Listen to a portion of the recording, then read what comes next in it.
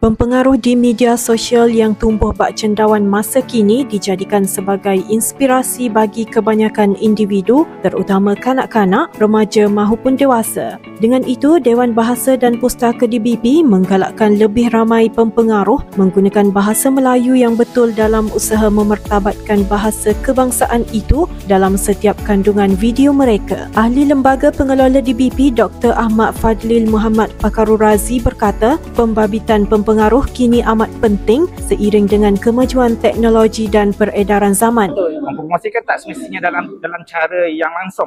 Kita bukan kata hard sell, tak semestinya, tapi mereka menggunakan bahasa Melayu yang baik. Yang menggunakan bahasa Melayu, orang pun tengok, okey, ni bercakap dalam bahasa Melayu pun okey.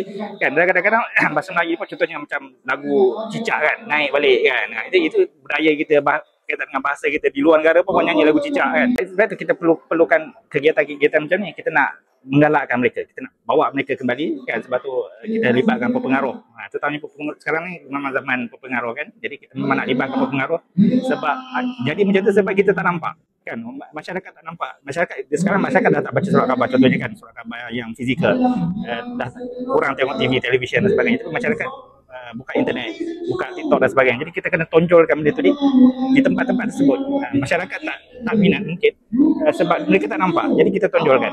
Kita tunjukkan, kita masuk dalam trafik tentang kandungan-kandungan yang berbahasa Inggeris tu, kita masukkan kandungan berbahasa Melayu. Beliau berkata demikian ketika ditemui pemberita selepas merasmikan Karnival Lestari Bahasa 2025 dan sambutan Bulan Bahasa Kebangsaan Peringkat Negeri Kelantan di Dataran Platinum Mall Lembah Sireh, Kota Baru hari ini. Menurutnya, bahasa bukan sahaja alat komunikasi tetapi juga cerminan minda, nilai dan tamadun yang menjadi jiwa kepada pembinaan masyarakat berilmu dan beradab. Katanya penganjuran acara Larian Lestari Bahasa juga menjadi salah satu inisiatif mereka dalam memartabatkan bahasa Melayu sekaligus mendekatkannya kepada masyarakat. Di situ kita lihat sambutan terutamanya daripada Bukan Melayu agak menggalakkan kan. Contohnya kita ada ramai penulis-penulis daripada Bukan Melayu dan ramai juga orang-orang Bukan Melayu, influencer pengaruh yang boleh berbahasa Melayu dengan sangat baik.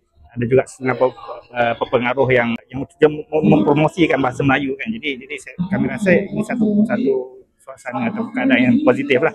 Dan memang terdapat limitasi yang kita kena akui sebab secara umumnya. Tetapi sambutan secara umum agak menggalakkan lah. Bagaimanapun, beliau berkata pembelajaran bahasa asing seperti Mandarin wajib digalakkan bagi menambah ilmu pengetahuan, namun bahasa Melayu tetap menjadi asas yang tidak boleh dipinggirkan. Dalam pada itu, Dr. Ahmad Fadlil berkata hampir 700 peserta dari pelbagai lapisan masyarakat menyertai acara Larian Lestari Bahasa. Sementara itu, bagi Siti Nur Khadijah Ahmad 30 tahun dari Kampung Pantai Cahaya Bulan, penyertaannya kali ini merupakan pengalaman pertama dalam acara seumpama itu. Selain itu, bagi peserta dari KPTM, Miftahul Akmal Muhammad Fizhan bersama rakannya Siti Aisyah Marzuki berusia 20 tahun turut menzahirkan rasa seronok dan teruja apabila dapat menyertai larian itu. Hadir sama Ketua Pengarah DBP Dr. Hazami Jahari, Pengarah DBP Wilayah Timur Ariza Cik Ismail, Presiden iMedical Yusmat Mahmad dan Naib Presiden iMedical Hasnah Zakaria. Program berkenaan anjuran DBP bersama iMedical Pharma Holdings Berhad dan mendapat tajaan daripada rakan strategik iaitu Kemudi Timur, Gofa Design, Axon, NPS Printing, Adabi, Farmfresh, Extra Jaws 100 Plus, Highflex, iMedical Pro Event Management,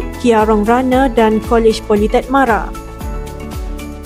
Nur Atira Azman bersama juru kamera Izzah Zaki, Berita iMedical TV.